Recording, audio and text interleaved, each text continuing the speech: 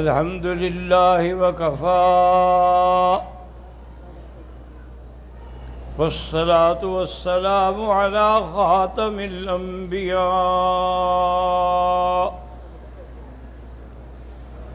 سيدنا وحبيبنا محمد المصطفى وعلى آله المجتبى وأصحابه النجبى. اللهم صل على سيدنا محمد النبي الأمي الهاشمي وعلى آله وأصحابه نجوم الهدى. أما بعد فقد قال الله تبارك وتعالى في القرآن المجيد والفرقان الحميد: أعوذ بالله من الشيطان الرجيم. بسم الله الرحمن الرحيم. ويطعمون الطعام على حبه مسكينا ويتيما وأسيرا إنما نطعمكم لوجه الله لا نريد منكم جزاء ولا شكورا. صدق الله العلي العظيم وصدق رسوله النبي الكريم ونحن على ذلك لمن الشاهدين ومن الشاكرين والحمد لله رب العالمين. رب اشرح لي صدري ويسر لي أمري واحلل عقدة من لساني يفقهوا قولي. رب زدني علما سبحانك لا علم لنا إلا ما علمتنا إنك أنت العليم الحكيم. برادران اسلام، الحمدللہ دروس سابقہ میں سیدنا علی رضی اللہ تعالیٰ عنہ کی شان بیان ہوئی تھی. آج کے درس میں عظمت علی اور شہادت علی رضی اللہ تعالیٰ عنہ کا بیان ہے.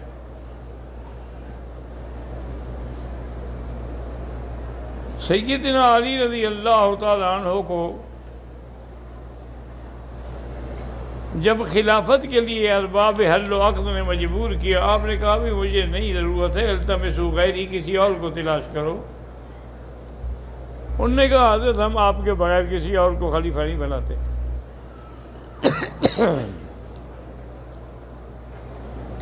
بہرحال حضرت علی رضی اللہ تعالیٰ عنہ خلافت مان گئے، لیکن حالات اتنے خراب تھے. یہ وہی دن تھے جب بلوائیوں نے حضرت عثمان کو شہید کیا تھا. تو حضرت عثمان رضی اللہ تعالیٰ عنہ کی شہادت کے بعد بالکل ایک بلوے کی کیفیت تھی. مدینہ منورہ میں کوئی سکون نہیں تھا.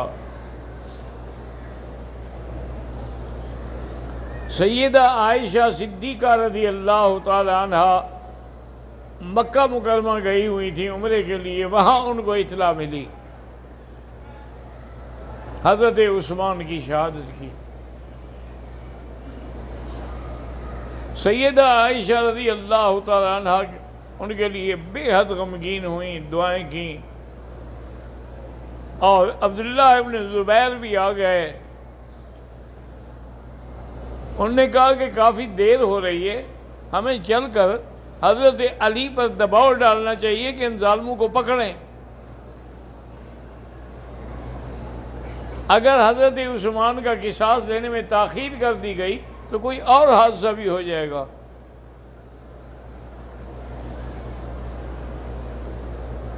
ادھر سے سیدہ عائشہ صدیقہ چلیں، عبداللہ ابن زبیر رضی اللہ تعالیٰ عنہ چلے، ادھر سے سیدنا علی رضی اللہ تعالیٰ عنہ بھی اپنی تقریباً فوج کو لے کے یہ بھی روانہ ہوئے۔ راستے میں جا کے دونوں کا ٹکراؤ ہوا، ان کے خیمے ادھر لگ گئے، ان کے ادھر لگ گئے۔ حضرت علی نے آدمی بھیجا کہ اماں جان میں آپ سے ذاتی طور پہ مل کے بات کرنا چاہتا ہوں۔ انہوں نے کہا کہ بالکل آ جائیں، وہ میرے بیٹے ہیں۔ حضرت علی رضی اللہ تعالیٰ عنہ گئے تو سیدہ عائشہ نے کہا کہ حضرت علی ہم تو کچھ نہیں چاہتے، ہم تو یہ چاہتے ہیں کہ عثمان مظلوم جس کا 40 دن تک پانی بند کیا گیا، حرم مقدس میں جس کا جنازہ نہ پڑھنے دیا گیا، اور رات کی تاریکی میں 18 آدمیوں نے مل کر جنازہ پڑھا اور جنت البقیع میں دفن کیا، اتنے بڑے مظلوم کا بدلہ بھی اگر نہ لو تو خلیفہ بننے کا کوئی فائدہ؟ ہم تو صرف ان کا قصاص مانگتے ہیں۔ حضرت علی نے عرض کیا کہ اماں جان مجھ سے آپ جیسے چاہیں تسلی لے لیں، میں اتنا ہی ان کے قصاص لینے میں چاہتا ہوں جتنی آپ چاہتی ہیں، لیکن حالات یہ ہیں کہ میری حکومت مستحکم نہیں، خلافت مستحکم نہیں، میں نے ابھی ان پہ ہاتھ ڈالا تو وہ کوئی اور نقصان کر دیں گے۔ میں یہ چاہتا ہوں کہ حالات ذرا مستحکم ہو جائیں پھر ہم ان سے بدلہ لیں گے۔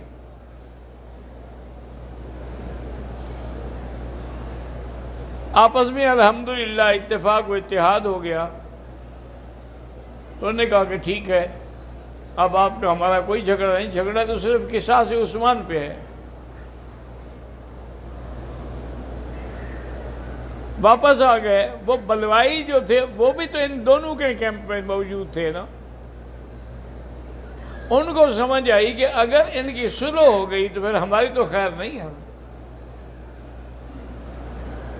پھر ہماری تو بوٹیاں بھی کتوں کو نہیں ملیں گی۔ انہوں نے یہ کیا کہ جب سکون سے دونوں کیمپ سو گئے کہ صلح ہو گئی الحمدللہ الحمدللہ، سب سو گئے، تو انہوں نے آخری رات میں جب نیند کا غلبہ ہوتا ہے کچھ آدمی بھیجے حضرت عائشہ کے کیمپ میں، جا کے حملہ کر دیا اور کہا کہ علی کی فوج آ گئی، اور کچھ آدمی بھیجے حضرت علی کے کیمپ میں اور کہا کہ عائشہ کی فوج آ گئی، تلواریں چل پڑی، سینکڑوں بندے شہید ہو گئے رضی اللہ عنہ۔ حضرت عائشہ رضی اللہ تعالیٰ کا ہودج بھی کٹ گیا، گر گیا، تو سب سے پہلے پہنچے حضرت علی، انہوں نے جا کے چادر ڈالی اماں پہ،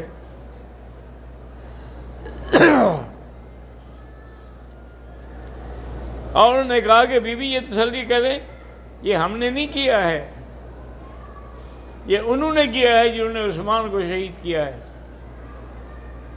بی بی نے کہا مجھے تسلی ہے۔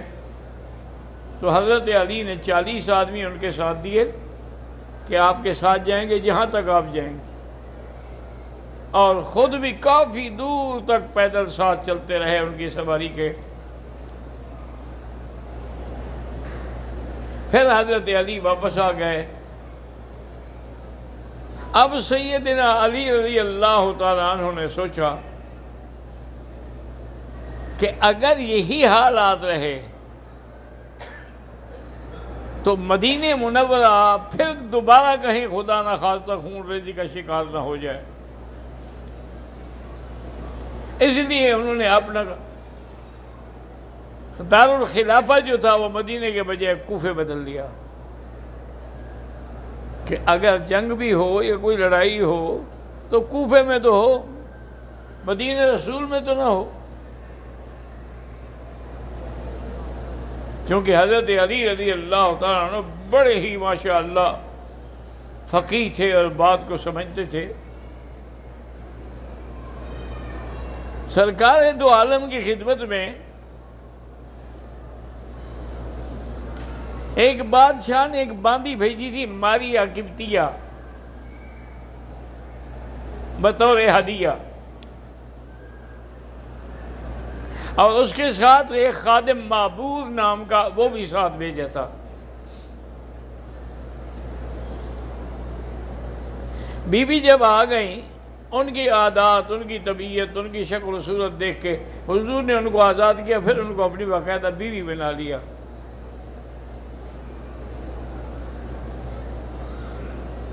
ایک دن آقا انعامدار صلی اللہ علیہ وسلم نے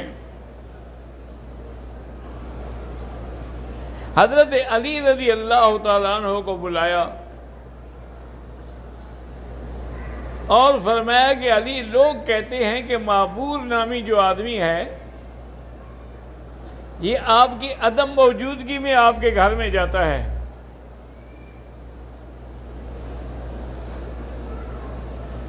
اگر اس نے جانا ہے تو آپ کی موجودگی میں جائے۔ تو وہ تہمت لگاتے ہیں اس پر۔ اب میرا تمہیں حکم ہے کہ معبور کو تلاش کرو، جہاں ملے اس کی گردن اڑا دو۔ نبی کے گھر میں خیانت کرتا ہے۔ حضرت علی رضی اللہ تعالیٰ عنہ ان کو ڈھونڈتے ڈھونڈتے ایک جگہ پہنچے تو وہ ایک انصاری کے باغ میں کنویں کی منڈیر پہ بیٹھا ہوا تھا۔ تو حضرت علی نے تلوار نکالی اور کہا، یا عدو اللہ، اللہ کے دشمن تیار ہو جاؤ تلوار کے لیے، نبی کے گھر میں جاتے ہو۔ حضرت علی کی تلوار اور حیدر کرار کی گرجدار آواز جو تھی، وہ گرا بیچارہ تو اس کی چادر بھی اتر گئی۔ عرب لوگ چادر گول باندھتے ہیں نا، تو اب آدمی گرے تو صاف بات ہے ساری چادر گلے میں جا پڑے گی۔ حضرت علی نے دیکھا کہ وہ تو مرد ہی نہیں ہے بیچارہ، وہ تو قوت مردمی والا بھی نہیں، وہ تو خنثی مشکل ہجڑا ہے۔ آپ نے قتل نہیں کیا، آپ نے کہا چلو دور ہو جاؤ۔ واپس آئے، حضور نے فرمایا، ہاں ما فعلت یا علی، کیا کیا؟ انہوں نے کہا، رسول اللہ وہ تو مرد ہی نہیں ہے بیچارہ، تو میں اس کو کیسے قتل کر دیتا؟ آپ نے ہمیں احسنت، بہت اچھا کیا تو، اگر قتل کر دیتا تو اس کے قتل کا ذمہ داری ہمارے سر پہ آتی، کیونکہ میں نے آرڈر دیا تھا۔ وہ تو جیسے بادشاہوں کی عادت ہے کہ وہ اپنے گھر میں ہیجڑوں کی فوج بھی رکھتے ہیں جو ان کی عورتوں کی خدمت کریں اور ان سے ڈر بھی نہ ہو زنا کا۔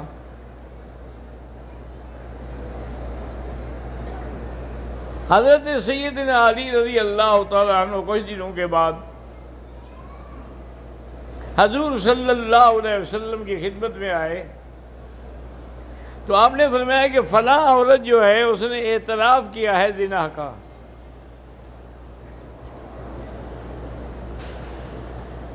اور اس کا حمل بھی موجود ہے، اس سے بڑی گواہی کی کیا ضرورت ہے، جا کے اس کو قتل کرو۔ حضرت علی رضی اللہ تعالیٰ عنہ فرماتے ہیں، میں جب آیا تو میں نے دیکھا کہ اس عورت نے تو ابھی ابھی بچہ پیدا ہوا ہے، نفاس میں ہے بیچاری۔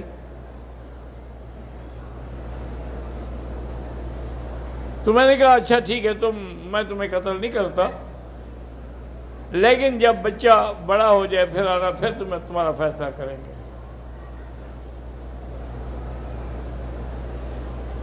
چونکہ آپ نے فرمایا کہ اب نفاس میں اس کو قتل کروں یا کوڑے ماروں یا ویسے ہی مر جائے گی۔ حضور نے فرمایا کہ ماذا فعلت یا علی، کیا کیا؟ میں نے کہا یا رسول اللہ وہ تو بیچاری نفاس میں ہے، بچہ پیدا ہوا ہے، میں اس کو اس حالت میں کیسے کوڑے ماروں؟ اور میں احسنت، تم نے بہت اچھا کیا۔ تو حضرت علی کو اللہ نے بہت بڑی فقاہت عطا فرمائی تھی۔ آپ کو 6 درہم کہیں سے ملے تھے، وہ بھی مزدوری کے، آپ نے بی بی فاطمہ کو دیے کہ یہ رکھ دو، میں نے فلاں آدمی کو دینی ہے، وہ آئے گا تو پھر میں منگوا لوں گا۔ آپ بیٹھے ہوئے تھے کہ ایک آدمی آیا،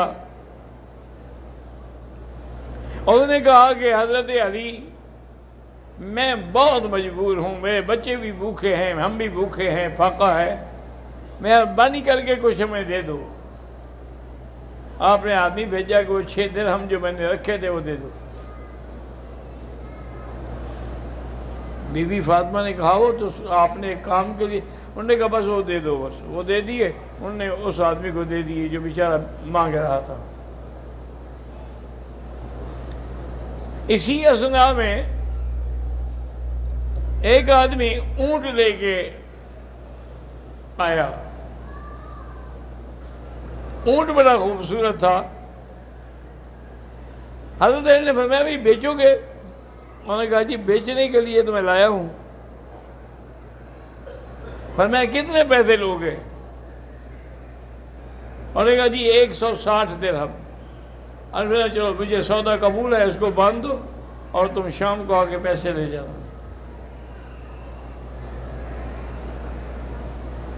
وہ چلا گیا۔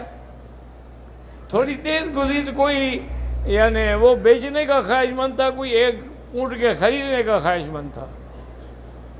وہ آیا، اس نے دیکھا کہ خوبصورت اونٹ ہے، اس نے پوچھا کہ حضرت علی آپ بیچیں گے؟ انہوں نے کہا ہاں بیچوں گا۔ کتنا پیسے لوگے؟ انہوں نے کہا تم قیمت کرو۔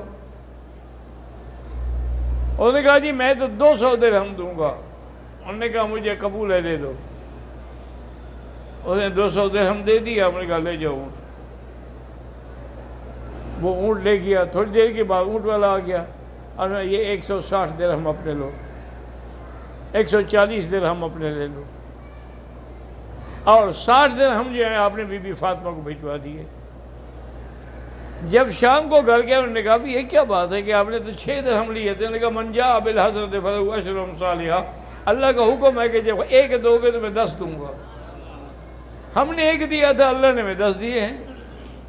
یہ کوئی نئی بات تو نہیں ہے، کیونکہ یہ تو اللہ کا قرآن میں فیصلہ ہے کہ ما انفقتم من شیء فہو یخلفہ، کہ جو اللہ کے راستے میں خرچ کرو گے اس کا بدلہ اللہ دیتے ہیں۔ ایک حدیث کو سامنے رکھ کے علماء نے لکھا ہے کہ حجج النسک و عمر تتر ینفیان الذنوب والفقر، کہ بار بار حج کرنا اور بار بار عمرہ کرنا جو ہے یہ غریبی کو، فقر کو اور گناہوں کو مٹا دیتا ہے۔ اسی لیے علماء نے لکھا ہے کہ تجربہ ہے کہ جو آپ آئے ہیں عمرے پہ، آپ باقاعدہ جتنا خرچ کر سکتے ہیں کرتے جائیں۔ مکہ اور مدینہ میں حساب نہ کریں، جو مانگے دے دو۔ اس کے بدلے میں اللہ تبارک و تعالیٰ آپ کو عطا فرمائیں گے، چونکہ اس کا فائدہ ہے کہ جو تم راستے میں خرچ کرو گے اللہ کے، اللہ تمہیں اس کا بدلہ دے گا۔ حضور نے فرمایا کہ روز 2 فرشتے آسمان سے آتے ہیں، ایک تو آواز دیتا ہے کہ اللہم اعط لکل منفق خلفا، کہ یا اللہ جو تیرے راستے میں خرچ کریں ان کو اور عطا فرما۔ دوسرا کہتے ہیں اللہم اعط کل ممسک تلفا، اور یا اللہ جو بخل کرتے ہیں، اللہ کے راستے میں خرچ نہیں کرتے، ان کے پاس جو کچھ ہے اس کو بھی برباد کر دے۔ تو اللہ تبارک و تعالیٰ کے راستے میں خرچ کرنا جو ہے یہ اتنا بڑی نیکی ہے، اور پھر اللہ تبارک و تعالیٰ اس کا بدلہ فوراً عطا فرماتے ہیں، یعنی وہ دیر نہیں ہوتی، چونکہ وہ بڑے کریم ہے، اس کے خزانے میں کون سی کمی ہے۔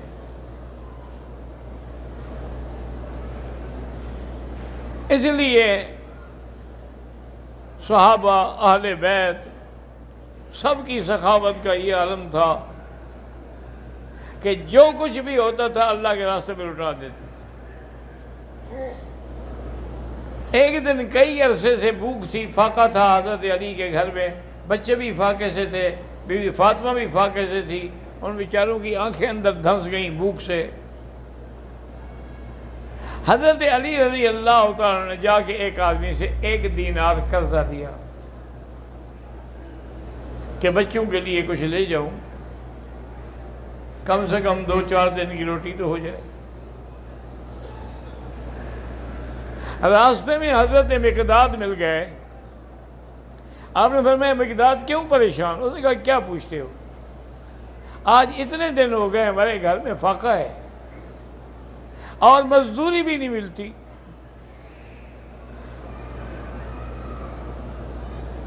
آپ نے وہ دینار نکال کے دے دیا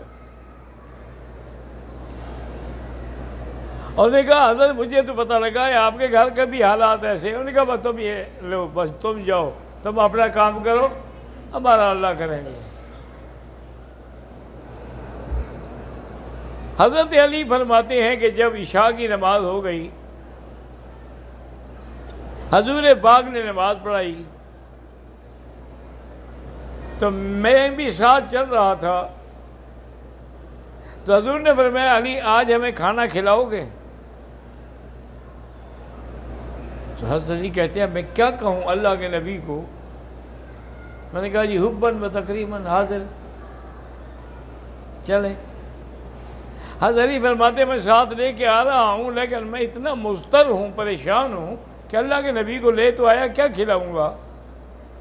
امن یجیب المضطر اذا دعاہ ویکشف السوء، میں یہ آیت پڑھ رہا ہوں، اللہ سے مانگ رہا ہوں اور حضور کے ساتھ چل رہا ہوں۔ حضور صلی اللہ علیہ وسلم گئے، آپ نے فرمایا ہے کچھ؟ انہوں نے کہا ہاں بالکل سب کچھ ہے۔ انہوں نے بیوی نے دسترخوان بچھایا، وہ برتن رکھے تو کھانے کے بھرے ہوئے تھے، اور ایسا کھانا تھا کہ ایسا دیکھا ہی نہیں گیا، اس میں تو خوشبوئیں آ رہی تھیں۔ تو حضرت علی نے فرمایا کہ فاطمہ تم میرے ساتھ جھوٹ بھی بولتی ہو، تم نے تو کہا تھا گھر میں کچھ نہیں ہے۔ اس نے کہا میں نے کبھی جھوٹ نہیں بولا، میں نے سچ کہا تھا۔ انہوں نے کہا پھر یہ کیا ہے؟ انہوں نے کہا بس یہ اللہ نے بھیجا ہے۔ حضور نے فرمایا علی کیوں فاطمہ سے لڑتے ہو؟ یہ اسی 1 دینار کا بدلہ ہے جو مقداد کو تم نے دیا تھا،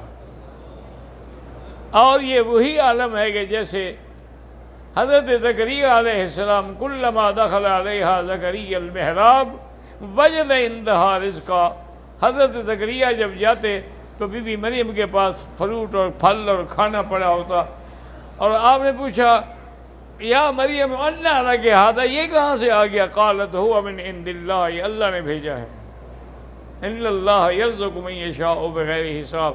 آپ نے فرمایا علی جو تم نے مقداد کو دینار دیا تھا نا، اس کے بدلے میں اللہ نے ہمیں یہ کھانا بھیجا ہے، یہ کوئی نئی بات نہیں ہے۔ بی بی فاطمہ نے جھوٹ نہیں بولا، زندگی باقی انشاءاللہ تو بات باقی۔